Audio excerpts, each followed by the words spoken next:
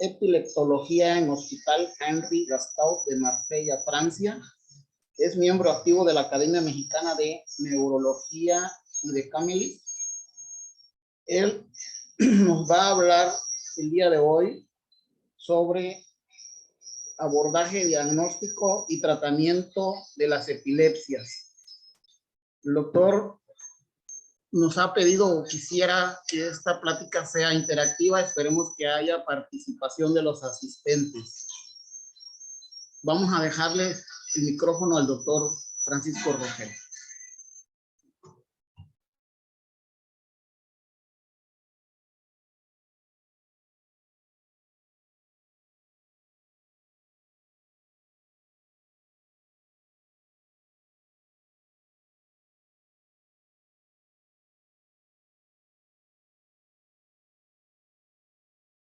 No sé si me están oyendo. Salomón, buenos días a todos. Sí, doctor. Ya lo estamos escuchando. Ok. ¿Me ven allí? Ahí está. Sí. Sí. ¿Puedo iniciar mi presentación? Sí, doctor. Sí, doctor. Ahora compártala, por favor. Ok. ¿Ahí está ya? Todavía no. Todavía no. ¿Todavía no? A ver. A ver. Si me quieren guiar, ¿qué debo hacer? Porque ya la tengo abierta en la presentación. Ajá, compartir pantalla, doctor. Compartir pantalla, a ver. Ahí, compartir pantalla. Ajá. Ya ahí va a seleccionar la presentación. ¿Ya está allí? Ya está. Sí. Ok. Ahora Bueno, coloque pues, como presentación, doctor. En la partecita de arriba. a ver. donde- Uso compartido de pantalla ahí. No, aquí arribita donde está como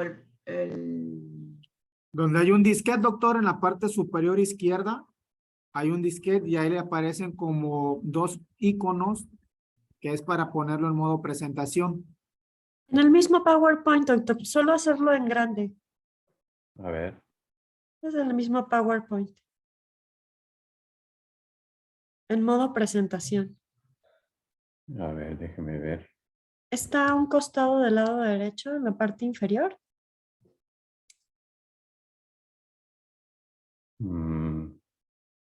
al ladito, doctor. Bueno, arriba también. Ajá.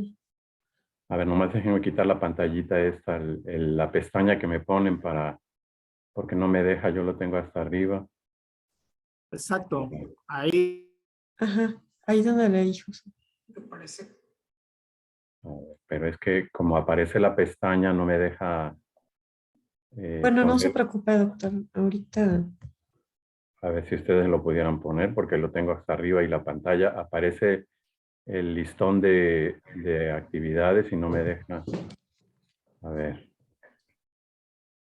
Dice A ver, archivo. ¿le puedo poner inicio dejar de iniciar compartir página. un momento? No, está bien. Es que es en el mismo PowerPoint. A ver.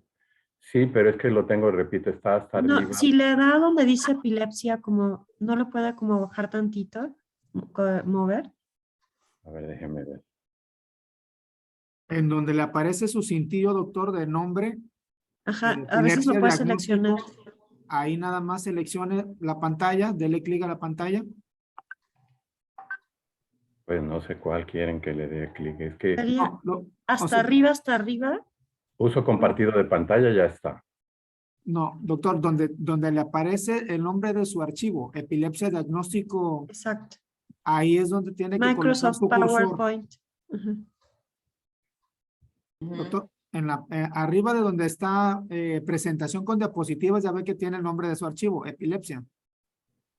Pues no lo veo. Justo donde está el menú, doctor, le aparece transiciones, más arribita, más arriba, por favor. Aparece transiciones, animaciones, presentación con diapositivas. Sí, pero es que les repito, está la pantalla, está ahí ya. A ver. Exacto, pero es para que pueda mover su pantalla. Ahí mismo. Exacto. Ok, ¿listo? No, ¿Ya puedo aún. empezar? ¿Hey? No, Ya está en pantalla completa.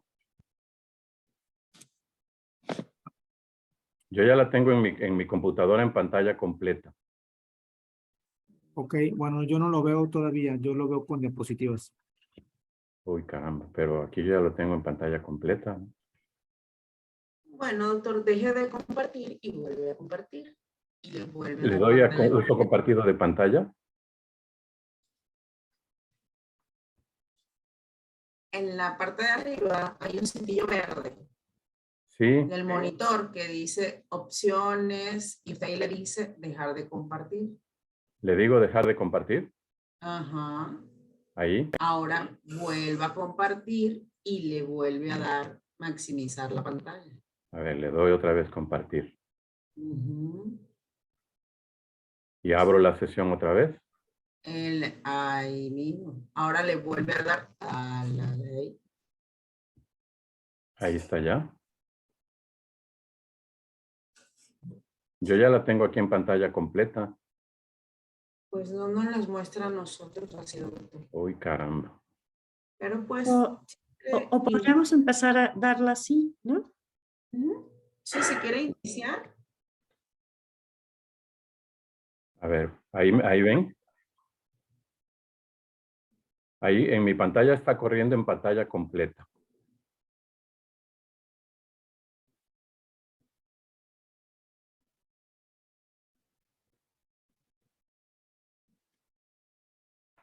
¿Me oyen? Sí. En mi pantalla, repito, está en pantalla completa ya.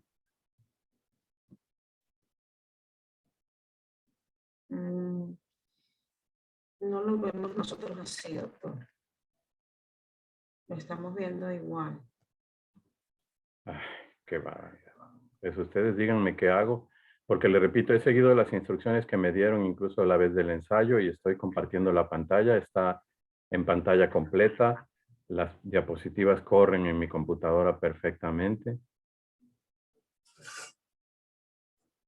Sí, pues nosotros también estábamos confiados en eso. Podría iniciar la plática solamente pasándose a su segunda diapositiva. Doctor, ¿puede ponerle la segunda diapositiva? Ahí está. ¿La segunda? Ahí está No, la segunda. Ahí está la que sigue. Es que él la ve en pantalla completa, doctor. Somos nosotros los No que corren. no lo vemos. Exacto. Pues ustedes díganme si quieren la pongo en pantalla reducida y yo la puedo ir pasando así. Si ahí me Sí, ven. sí, doctor. A ver, Del vamos. escape, en la esquinita del teclado en la parte de arriba, escape. En desactivar audio. Más No. bien creo que ni siquiera el doctor ve otra cosa de lo que nosotros Uf, estamos viendo y por eso no avanzan las diapositivas, aunque sea en modo no completo.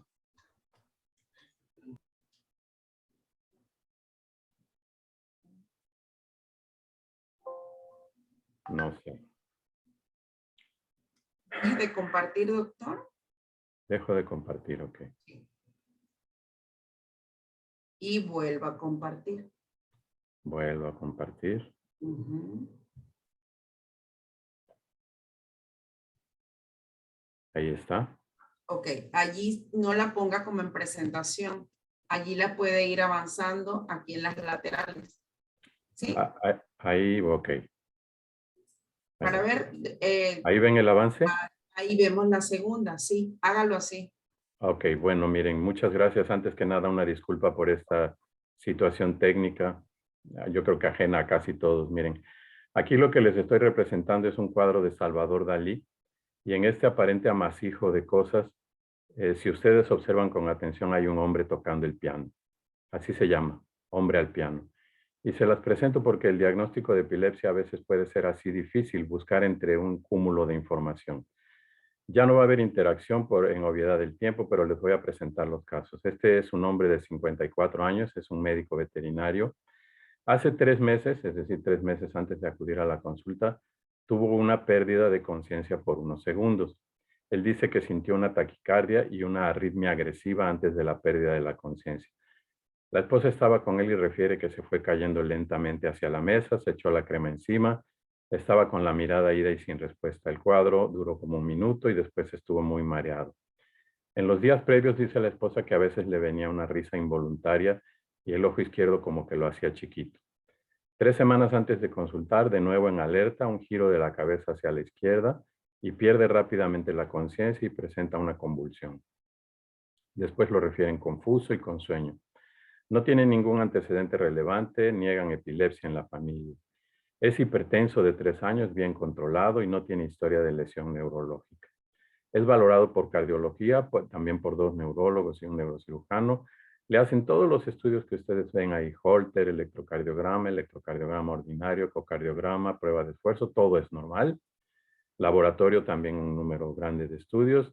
Y se le hace un electroencefalograma que solo muestra brotes teta muy escasos y muy breves en ambas regiones anteriores sin actividad epiléptica. Le hacen también una resonancia cerebral de una Tesla que es normal.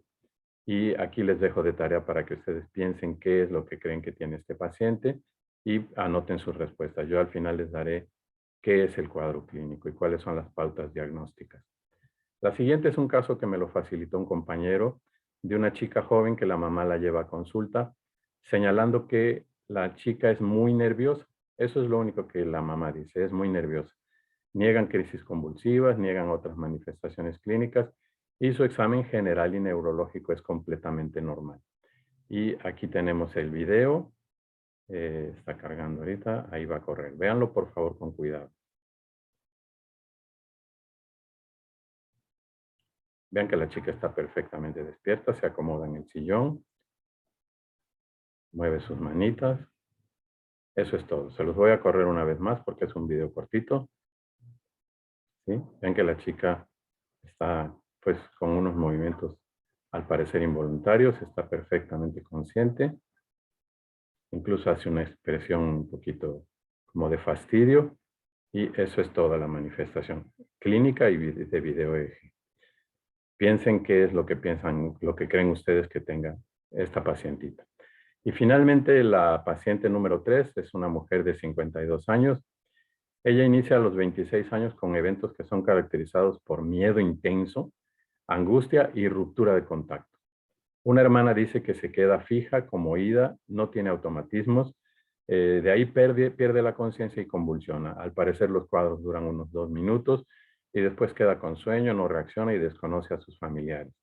Pero esta paciente también tiene problemas muy severos de comportamiento, es agresiva, irritable, intolerante, necia, suspicaz, ideas de daño y de referencia.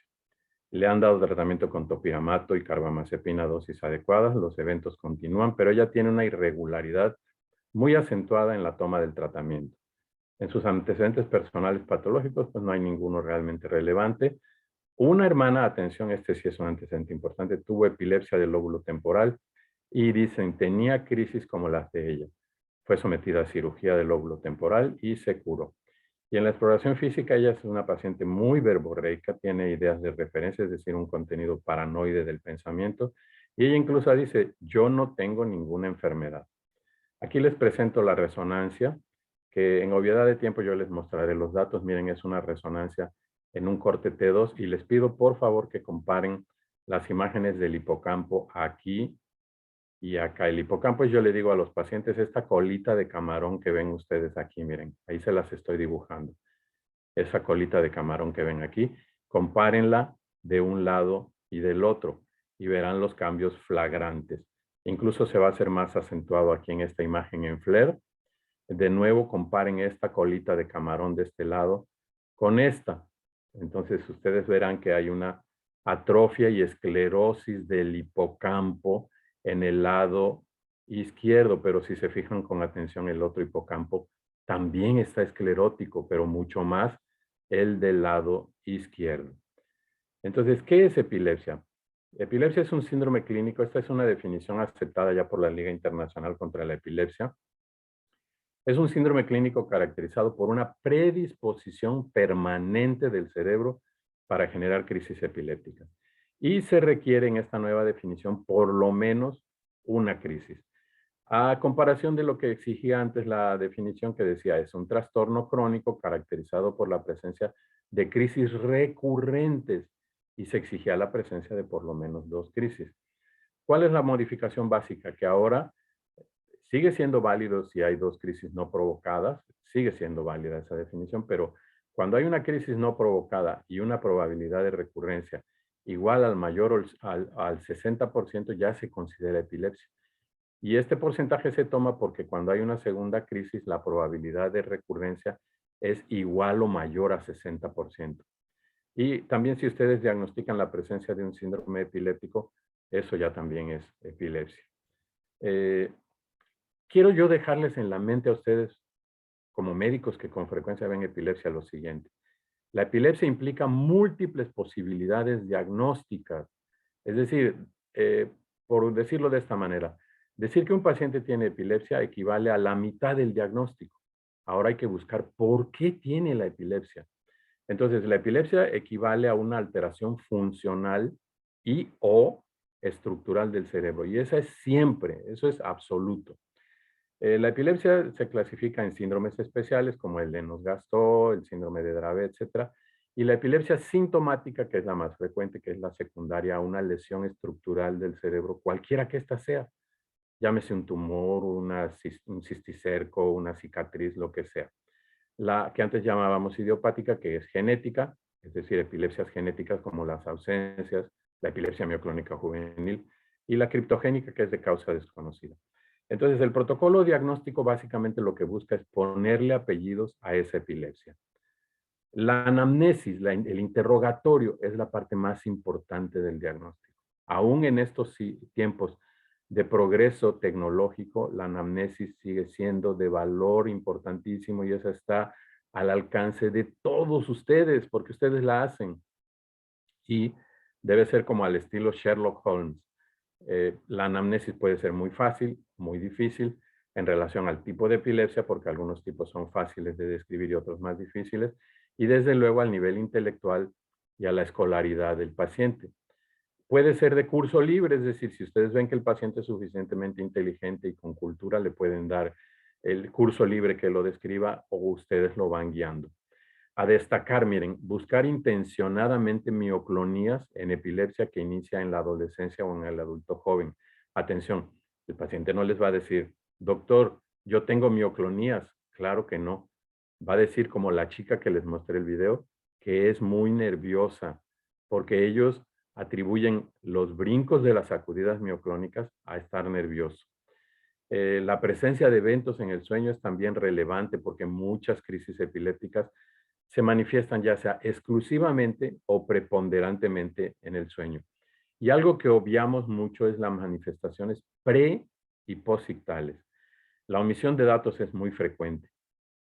Como dice Henri Bordeaux, el poeta, o como dice, somos nuestra memoria. Somos ese quimérico museo de formas inconstantes, ese montón de espejos rotos. Porque nuestra memoria se va modificando al paso del tiempo. Miren, este artículo tomado del Archives Neurology reporta cómo en pacientes con crisis focales, hasta un 55% de todas las crisis no fueron reportadas por varias razones, porque el paciente las oculta intencionadamente, o porque tiene un periodo de amnesia posterior al evento, o porque estaba solo y le dio la crisis y después de ello no se acordó o no la anotó. Y las crisis que suceden en sueño es todavía más alto el porcentaje de crisis que no se reportan. Hasta un 86% de las crisis que suceden en sueño no se reportan. En la anamnesis también importante los antecedentes, especialmente la historia de una posible lesión neurológica, verbigracia, traumatismo craneano, meningitis, encefalitis, estados tóxicos, fiebres muy altas, la presencia de convulsiones febriles en los niños o en adolescentes que inician con epilepsia es fundamental. Los datos de la gestación, el parto y el perinato, el desarrollo psicomotor es de importancia capital si ustedes ven un niño o un joven o un adulto joven que inicia con epilepsia y tiene historia de alteraciones del aprendizaje, del lenguaje, de la lectoescritura, es muy probable que todo eso es secundario a una misma lesión cerebral, probablemente hipóxica. Los antecedentes heredofamiliares de epilepsia son relevantes y desde luego de otras patologías neurológicas. Para guardar, para que ustedes se lo queden en la mente, las manifestaciones clínicas de las epilepsias, 1, son muy variadas. 2, son abigarradas. 3, pueden ser objetivas o pueden ser solamente subjetivas, es decir, algo que el paciente percibe y que nadie ve. Son impredecibles y azarosas. Un mínimo porcentaje de las crisis suceden frente al médico. Y además la epilepsia, aunque no es muy común, pero puede cambiar sus manifestaciones clínicas. Y del otro lado de la balanza, lo que son características comunes, es episódico, es paroxístico, es estereotipado, es autolimitado y hay un posictal. Si ustedes buscan en su mente, en sus conocimientos, qué entidades dan estos 5 parámetros que les estoy señalando, verán que son muy poquitos. El ataque isquémico transitorio, el leve embólico, la migraña. Entonces son muy pocas cosas que implicarían un diagnóstico diferencial y eso les facilita el camino. Esto espero que lo guarden en su mente, por favor. El examen neurológico debe ser lo más completo posible, con especial atención al IQ, al lenguaje, a los datos focales. Siempre hacer una prueba de hiperventilación en pacientes en los que sospechamos que sean ausencias. Los estudios. El electroencefalograma es indispensable, indispensable, preferentemente antes de iniciar el tratamiento. Lo habitual es hacer un electroencefalograma estándar que debe tener una duración mínima de 20 minutos, durante el cual se hacen maniobras de apertura y cierre de los ojos, la hiperventilación por 3 o 4 minutos, que se puede hacer 1 o 2 veces. Siempre debe llevar estimulación luminosa intermitente, si no es incompleto. Y otras maniobras a veces, dependiendo de lo que se busque. También se puede hacer un electro con deprivación de sueño, que es muy importante en muchos casos porque a veces el electro estándar nos da pocos datos y el de privarlos de sueño nos abre el diagnóstico. También en ocasiones hacemos electro al contrario, no en deprivación, sino en sueño fisiológico, especialmente en niños o en casos especiales. El registro prolongado, que es el Holter electroencefalograma, que se puede hacer por horas o por días, hasta 3 días incluso. Y el video electroencefalograma, especialmente en epilepsias complejas, en epilepsias de difícil diagnóstico, en protocolo prequirúrgico de epilepsia es prácticamente obligatorio y también en un aspecto muy importante, el diagnóstico diferencial con las crisis psicógenas. Miren, aquí les presento un electroencefalograma de un chico que convulsionó en la madrugada viendo la televisión.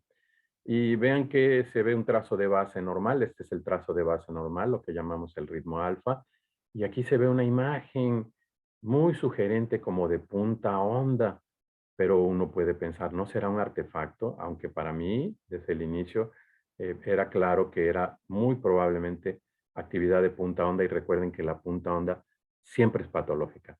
Pues bien, ante la duda, les propuse hacerle un electro con deprivación de sueño, y vean lo que pasa. Con esa maniobra tan sencilla como es desvelarlo y hacerle un segundo electroencefalograma, aquí ya vemos una actividad paroxística generalizada que no deja lugar a dudas de que se trata de una epilepsia genética. Estudios de neuroimagen, tomografía o resonancia. Colegas, la resonancia magnética es muy superior a la tomografía. Y en aquellos casos que requieran neuroimagen, hay que hacer resonancia magnética. No hagan que el paciente gaste primero en una tomografía y luego en una resonancia. El requerimiento mínimo obligatorio sería que la resonancia sea de 1,5 Tesla. Y en algunos casos especiales yo con frecuencia solicito resonancia de 3 Teslas. Desde luego en sospecha de epilepsia sintomática. En las epilepsias genéticas pues no tiene caso hacerlo. Guiada por los datos clínicos, lo que le pedimos al radiólogo de dónde enfocarse. En la epilepsia del lóbulo temporal, pues como ya vieron, hacer una morfometría y volumetría del asta de Amón, es decir, del hipocampo. Espectroscopía del asta de Amón comparativa. Y cuando las crisis son predominantemente o exclusivamente en sueño, el origen es casi siempre el lóbulo frontal. Entonces ahí hay que poner atención a esa estructura. El laboratorio rutinario en todos los casos, es decir, biometría, química, etc. Y estudios especiales como VIH, VDRL, líquido cefalorraquídeo, solo en casos especiales. El estudio cardiológico es muy importante en el diagnóstico diferencial del síncope, como el caso que les mostré al inicio. Aquí les comparto esta imagen tomada de un incunable, es decir, de un libro muy antiguo que tiene casi 700 años y que está en el Museo Calouste Gulbenkian y que es un tributo a el aprendizaje. Aquí ven ustedes un grupo de hombres que eran los únicos que tenían acceso al conocimiento en aquel entonces, leyendo los libros y comentándolos. Y eso es lo que ustedes y yo hacemos ahora a través de la electrónica, seguir leyendo y aprendiendo.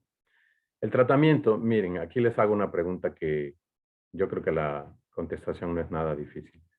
¿Cómo se decide qué medicamento usar entre el número de medicamentos que hay en México? ¿Por el clásico de Tinmarin de Dopingware? Pues no, ¿verdad? Echando un volado, tampoco. La C, menos. La D, pues desde luego que no. Entonces, la respuesta es obvia, ¿verdad? Lo hago un poco a modo de broma.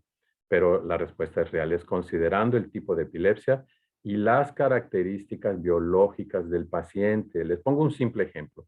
Si ustedes tienen una chica joven que está en edad fértil y que además es un poquito obesa, pues no le den valproato. Es el más teratogénico y aumenta notablemente el apetito. Ahora, otro segundo ejemplo, si la paciente tiene un poquito de hirsutismo, pues no le den fenitoína, la van a poner barbona. Ahora, otra pregunta que también es muy fácil de responder. Los fármacos antiepilépticos son eficaces, son altamente eficaces, logrando hasta un 70% de remisión, pero requieren supervisión médica y de laboratorio periódicamente. Ahora, así a vuelo de pájaro, porque desde luego no se puede hablar de farmacología de todos los antiepilépticos en un espacio de tiempo tan breve, pero los fármacos los dividimos a grosso modo en fármacos viejos y fármacos nuevos. Los viejos, el fenobarbital, la primidona, fenitoína, carbamazepina, valproato, etc. Los nuevos allí los tienen, la motrigina, topiramate, etc. En cuanto a fármacos, el último grito de la moda, el cannabidiol.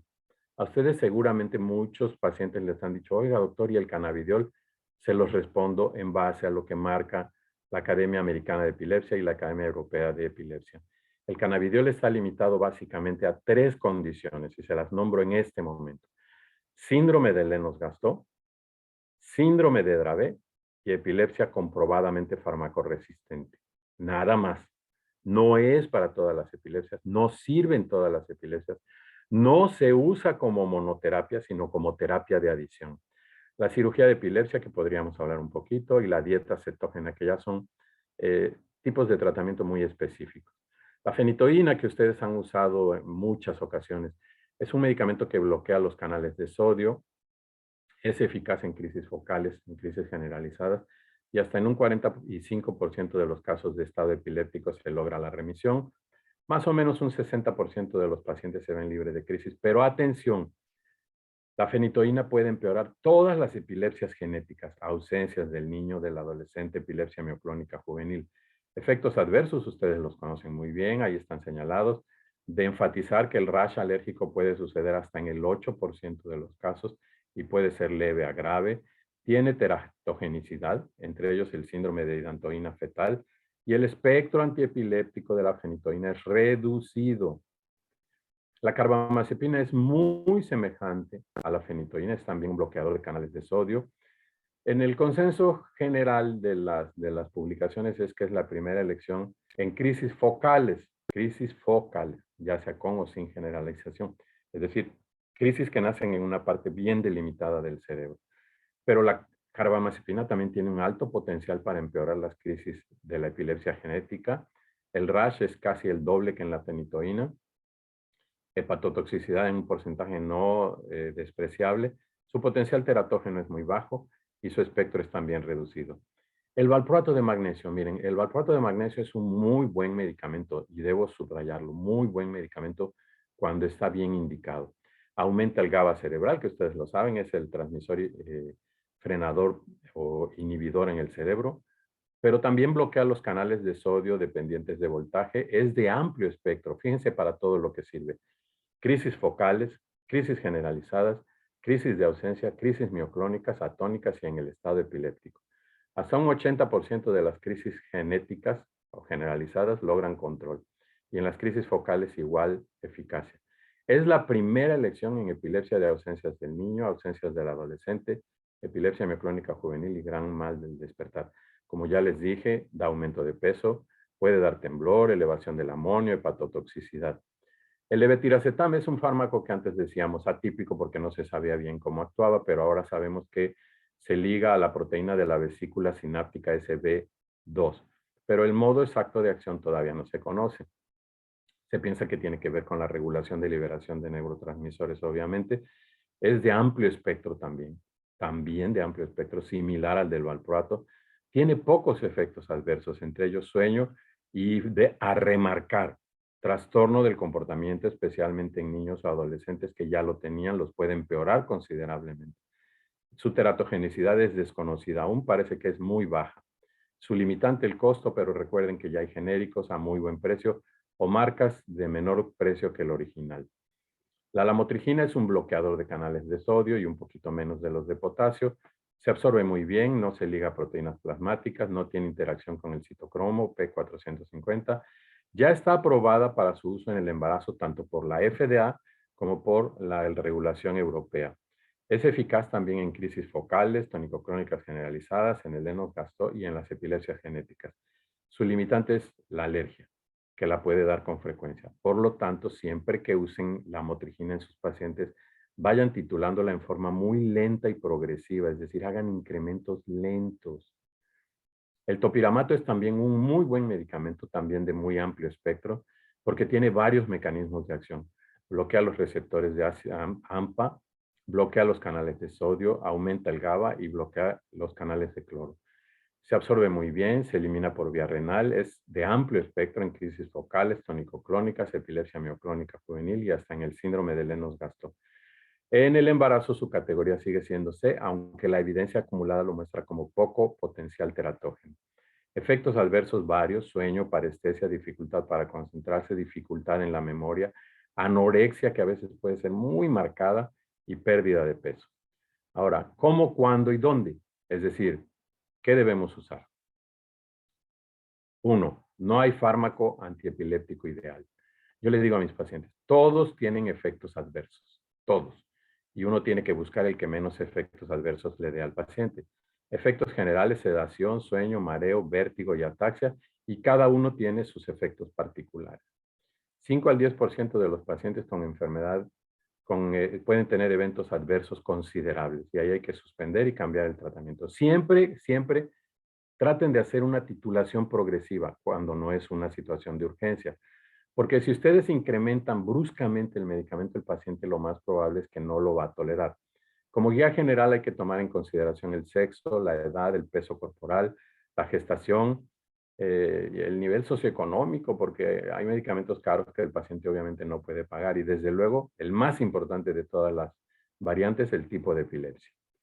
Para que ustedes conserven en su mente, la epilepsia es una entidad frecuente, muy frecuente, ustedes lo han visto en su ejercicio, afecta a todos los grupos etarios, desde el primer día de vida hasta los 100 años, diversos tipos de crisis, como señalaba siempre Pierre Loiseau, no se debe hablar nomás de epilepsia, sino de epilepsias, porque son muchos tipos de epilepsia. Las manifestaciones clínicas son muy variadas, muy variadas. Voy a tomar un poquito de tiempo para hablar de epilepsia del anciano en la siguiente diapositiva. El diagnóstico de la epilepsia puede ser muy fácil o muy difícil. Priorizar el uso correcto de los auxiliares diagnósticos. Y el más importante de todos es la historia clínica. La historia clínica. Aún ahorita que hay video EEG, electrocomputarizado, resonancia, etcétera, el más importante sigue siendo la historia clínica. La epilepsia del anciano, ha habido un aumento notable en la epilepsia del anciano. ¿Por qué? Pues porque cada vez habemos más viejos. Y digo habemos porque yo ya pertenezco a la tercera edad. En un estudio publicado en el Acta Neurológica Escandinávica del 2005, hasta el 25% del total de casos de epilepsia apareció en mayores de 65 años. Este grupo etario es especial porque hay comorbilidades muy frecuentes. Ustedes como internistas lo saben mucho mejor que yo. Diabetes del anciano, hipertensión, insuficiencia renal, problemas prostáticos. Entonces, también estas personas de edad avanzada van teniendo una reducción del ritmo metabólico y eso hace que los medicamentos puedan acumularse. La polifarmacia es frecuentísima en los pacientes de edad avanzada. Mientras más viejo uno se vuelve, más obligado es tomar medicamentos. Cuando yo era joven salía yo con mi maleta, con ropa, bla, bla, bla. Ahora lo primero que he hecho son los medicamentos. Y no crean que es broma. Mayor sensibilidad tienen los ancianos a los efectos adversos de los fármacos. En una investigación con 300 pacientes publicado en la revista Seizure, más del 60% de los pacientes de la tercera edad reportaron efectos adversos con los fármacos antiepilépticos.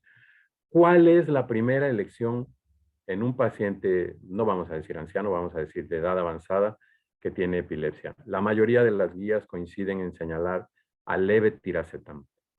¿Por qué?